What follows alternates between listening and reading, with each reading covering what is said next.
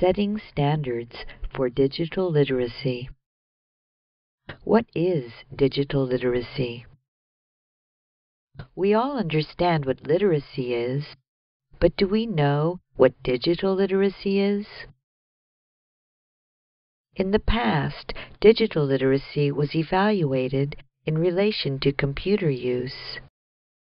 However, digital literacy means much more than that in the 21st century. In fact, we now talk about digital literacies because it has become exceedingly difficult to classify an individual's working knowledge of high technology in a singular term. Over time, digital literacy has become more difficult to define. In searching the web for a definition of digital literacy, it is easy to see why many authors continue to defer to Wikipedia. Digital literacy is the ability to locate, organize, understand, evaluate, and analyze information using digital technology. To be literate in new technologies, individuals must be able to effectively find, use, summarize, evaluate, create, and communicate information while using digital technologies. In addition, digitally literate people can communicate and work more efficiently, especially with those who possess the same knowledge and skills. Do you speak digital? In 2001, Mark Prensky introduced the term digital natives and digital immigrants. He defined those born into the digital era as native speakers of digital technology. At that time, the technologies he was referring to were computers, video games, and the Internet. Digital immigrants were those who were born before the digital age and were introduced to it at some point after their birth. Prensky believes digital immigrants must learn digital as a second language, DSL. Prensky's terms became unpopular over time because the term digital immigrant was thought to be pejorative. More recently, this divide has been referred to as digital resident and digital visitor. The digital resident spends a lot of time in the digital world, and the digital visitor does not. In the book From Blogs to Bombs, The Future of Digital Technologies in Education, Mark Pegram tries to categorize digital literacy in a very complex chart. Gavin Dudney reduces Pegram's literacy classifications to Number 1, print and texting. Number 2, search and information. Number 3, personal, intercultural, and participatory. Number 4, technological, remix, and gaming. Number 5, multiliteracies in media, which include audio, visual, and video. Number 1, print and texting literacy. We all understand print involves words, sentences, reading, writing, and rules. However, texting has evolved into a linguistic variety that is worthy of observation. According to Dudney, linguist David Crystal has identified 4 major perspectives that warrant further study in regard to texting. They are sociolinguistic, educational, stylistic, and applied. Number 2, search and information literacy. Being able to search effectively is a critical skill for the 21st century. In addition, the ability to sort and evaluate retrieved information is perhaps even more important. These skills should be introduced early as a part of general education. Teachers should be trained to be literate in these areas. Number 3. Personal, intercultural, and participatory literacy. This category refers to blogs, wikis, photo sharing, personal information sharing, and other social media used to communicate with others. Lack of literacy in this area could have negative professional, academic, and social ramifications down the road because the Internet has a long memory. All entries make up an individual's digital identity, and this identity can be very difficult to change once committed to the Internet. Number 4. Technological, gaming, and remix. Technological literacy refers to the variety of equipment, tools, and software one can use to engage digitally. Gaming literacy is important due to the ever-growing popularity of multi-user digital games among young people. Remix literacy relates to the transformative or productive use of another's work. This often involves retooling digital materials to serve a new purpose. Knowing how to remix is useful. However, identifying what has been remixed on the web is critical. In addition, understanding issues of intellectual property rights and plagiarism can be complex. These aspects of digital literacy must be taught. Number 5.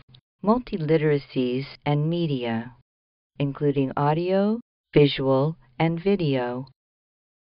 This refers to all of the media one can produce and access digitally, such as music, lectures, videos, photos, and artwork, to name a few. Also included is the multitude of devices that can be used for this media. Electracy. In 1982, English professor Gregory Ulmer referred to electracy to describe media literacy. Electracy is a cross between the words electrical and literacy. He intended the term to relate solely to electronic media. Ulmer claimed electracy is to digital media what literacy is to print. In the early 80s, Walter Ong wrote that a secondary orality was underway. Primary orality refers to the tradition of sharing information orally in cultures that are unfamiliar with the printed word.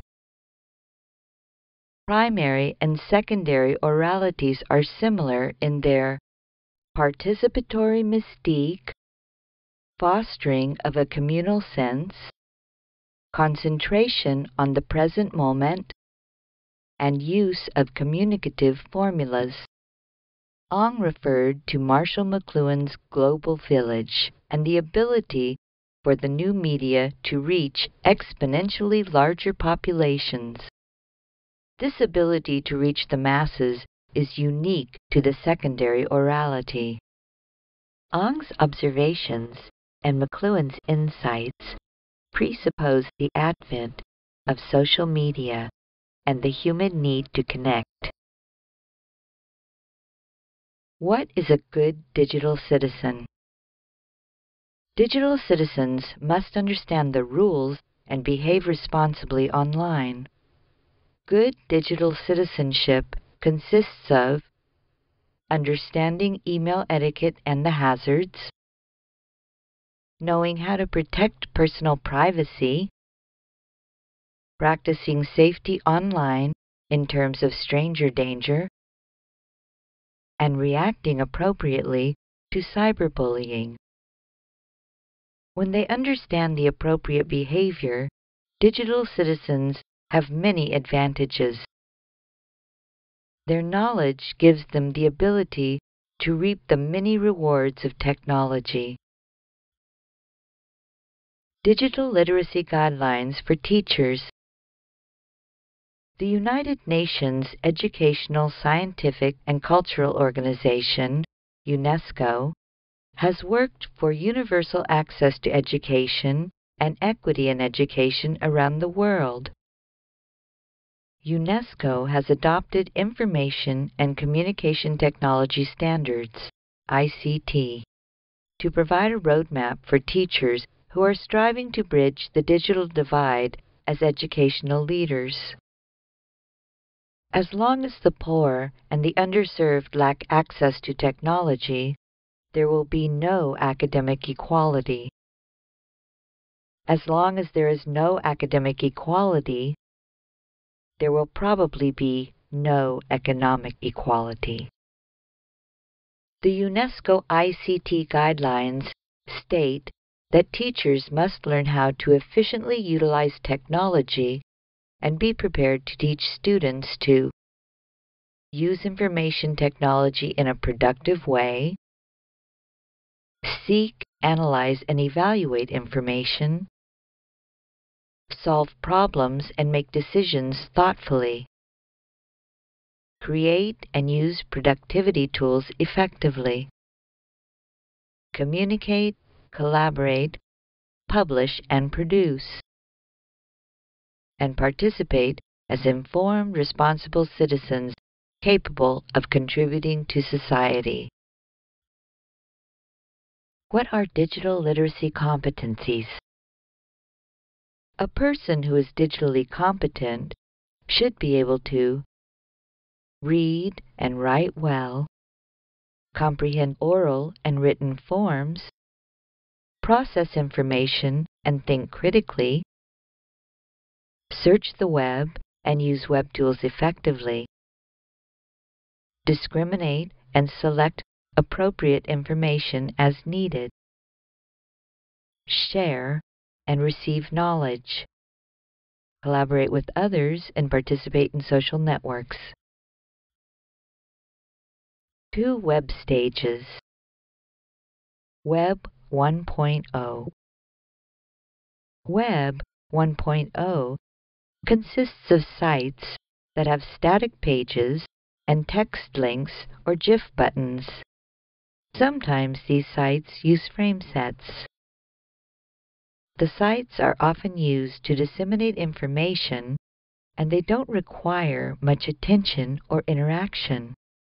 The user has very little access to the authors or other users. Web 2.0.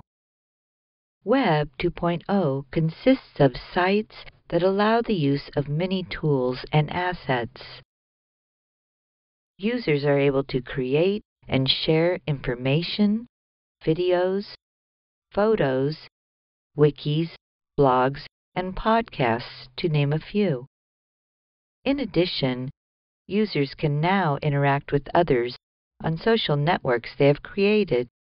They can speak in real time to people all over the world. People can meet in virtual classrooms or virtual worlds. In other words, there are a lot more possibilities with Web 2.0. Basic digital literacies. Blogs. A blog is a dynamic website with dated entries. Blogs are usually written by a single author and are often accompanied by links to other blogs or sites. A blog is much like a daily journal written about an individual's experiences or opinions. Wikis. A wiki is a dynamic website with pages that anyone can contribute to and edit. Users can post text, photos, videos, polls, and more. Wikis offer multiple advantages, such as page templates that can be customized, and users can also change text styles, fonts, and colors. In addition, contributors can edit pages, and the moderator can decide who edits. Wikis can have discussion threads, attachments, gadgets and widgets, videos, and embedded code. Podcasts. Podcasts are usually a series of digital media files. They can be digital audio or video formats. Users can download podcasts by subscriptions. Podcasts are often in MP3, audio, or MP4 video file formats.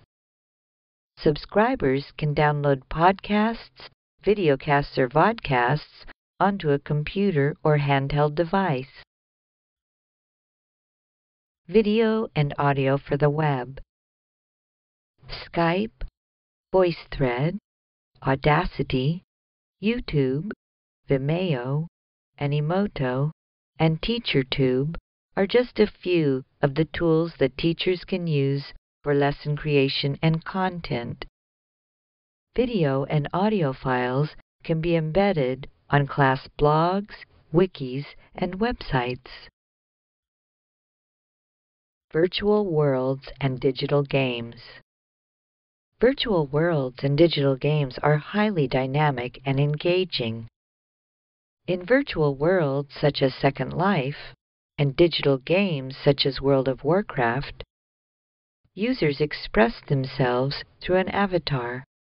Second Life is classified as a multi-user virtual environment, MUVE, and World of Warcraft is classified as a massively multiplayer online role-playing game, MMORG.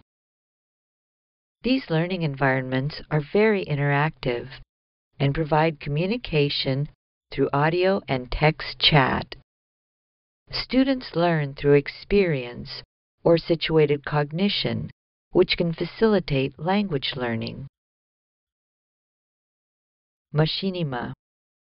In 1996, the MMORG called Quake was responsible for the emergence of a new art form. Machinimas are videos that are shot in a 3D world using screen capture and video editing software. Many teachers and students have learned to make machinimas for academic use. The inexpensive software Fraps, Snaps, ScreenFlow, and Camtasia Studio is used to capture and edit machinimas. EmLearning. EmLearning is also called mobile learning. This mostly refers to anytime, anywhere education that fits the user's unique individual needs. Smartphones are often used as small computers when learning online. Teachers are just now beginning to embrace the variety of mobile devices that occupy most of their students' time. Virtual learning environments. Virtual learning environments, VLEs, are software systems designed for teachers and students to develop and participate in online courses. To run the software, an internet server is required. Teachers and students have access to administrate and control the VLE. This gives teachers and students the opportunity to create, modify, delete, upload, download, chat, store, and more. Adobe Connect, Blackboard, Moodle, Wimba Classroom, and others offer both synchronous and asynchronous tools for teaching and learning. Social media.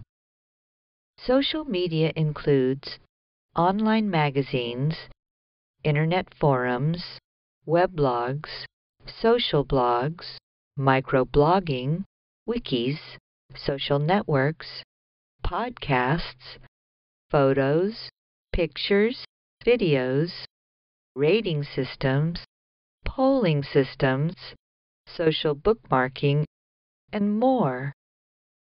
The list is very long, but sharing is the most important aspect that defines social media. Some familiar forms of social media are Facebook, Twitter, LinkedIn, MySpace, Google+, Tumblr, and Ning. Distance education. Distance learning, or distance education, allows students to attend a class without being physically present in a traditional classroom. Today, students have 3 different learning options. Number 1. Synchronous distance learning means that students and teachers meet at the same time in a virtual place, such as Second Life or in an Adobe Connect classroom. Number 2. Asynchronous distance learning is when the teacher prepares the lesson materials and puts them online. Then students access the class materials whenever it's most convenient for them. Students must still meet assignment deadlines in most cases. Number 3. Hybrid or blended courses are a mixture of some online learning and some on-campus learning in the real world.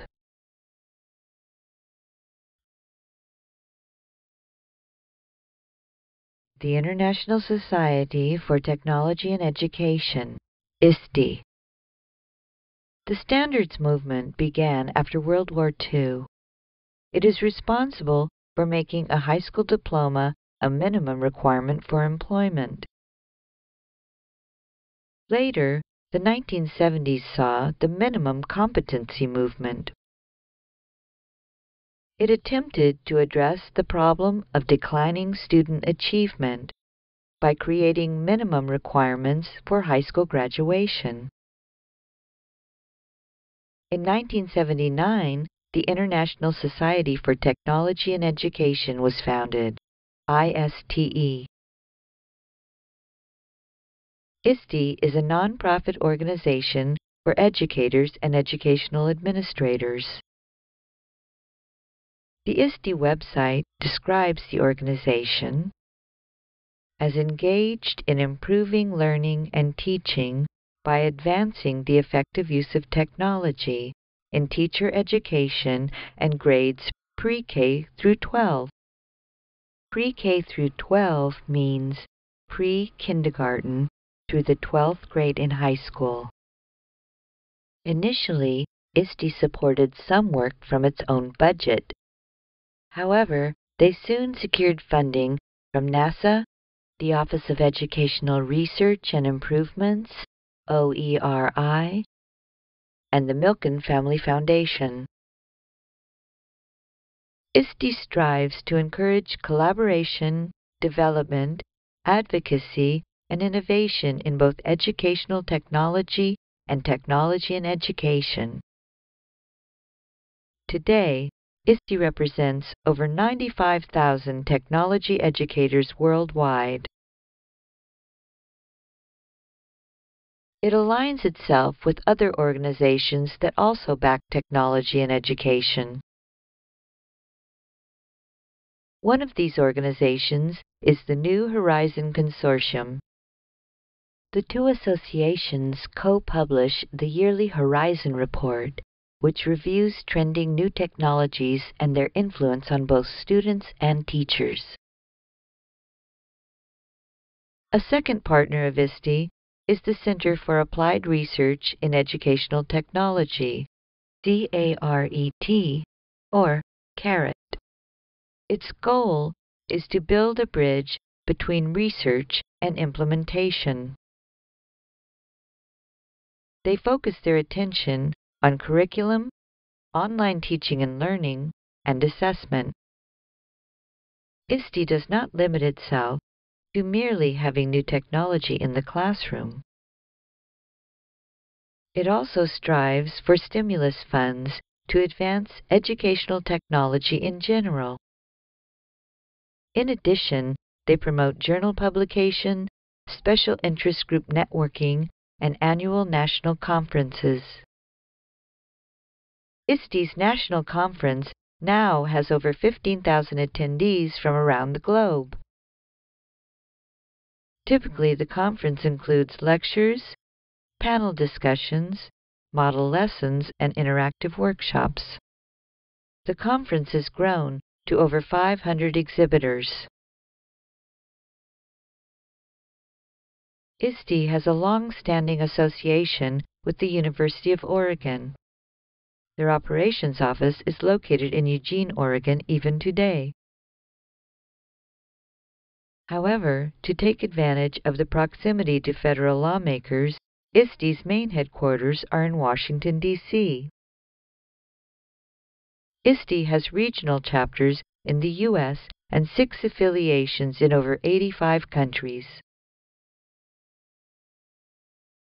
More than 55 corporations also contribute to the wide web of ISTE. Its 19,000 individual members take part in groups that represent teachers, administrators, librarians, and experts in educational technology. A monthly publication, Learning and Leading with Technology, is available to all ISTE members. The ISTE website is http://iste.org.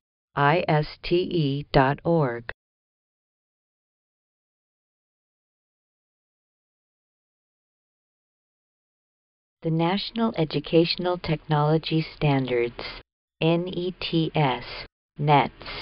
In 1998, ISTE's Accreditation and Professional Standards Committee drafted the first National Educational Technology Standards, NETS, or NETS. NETS came in response to the need for a way to assess digital literacy in an increasingly wired society. NETS provides a roadmap for teachers and students to follow when teaching and learning with technology. They present a list of criteria and issues to consider when implementing technology in education. NASA, the U.S. Department of Education, the Milk and Exchange on Educational Technology, and Apple Computer funded the NETS project. Many authors contributed to the creation of the NETS over lengthy debates on the digital literacies that would be required of 21st century teachers and students. By 2003, 45 states in the U.S. had adopted one basic set of standards, with some state variations. In addition, China adopted the NETS project. NETS have become popular all over the world. When ISTE revised the NETS in 2000, it created a NETS specifically for teachers. It divided technologies to be learned into planning, implementing, and assessing. It also provided guidelines that addressed social, ethical, legal, and human factors in relation to technology. NETS for administrators were published in 2001. 2007 saw another revision, and the NETS for students were published in 2008. In 2009, another revised NETS for teachers and a NETS for administrators were published. ISTE NETS for Teachers. ISTE NETS for Teachers provide 5 guidelines to: Number 1. Facilitate and inspire student learning and creativity. Number 2. Design and develop digital age learning experiences and assessments. Number 3. Model digital age work and learning. Number 4. Promote and model digital citizenship and responsibility. Number 5. Engage in professional growth and leadership. ISTE NETS for Students. ISTE NETS for Students provides 6 guidelines. Number 1. Creativity and innovation. Students demonstrate creative thinking, construct knowledge, and develop innovative products and processes using technology. Number 2. Communication and collaboration.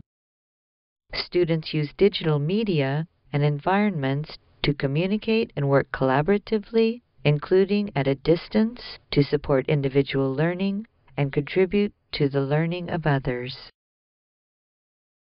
Number 3. research and information fluency. Students apply digital tools to gather, evaluate, and use information. Number 4. Critical thinking, problem solving, and decision making.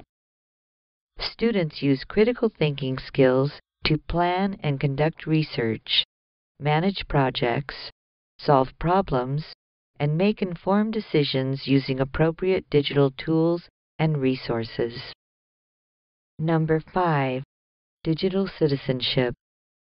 Students understand human, cultural, and societal issues related to technology and practice legal and ethical behavior. Number 6. Technology operations and concepts. Students demonstrate a sound understanding of technology concepts, systems, and operations.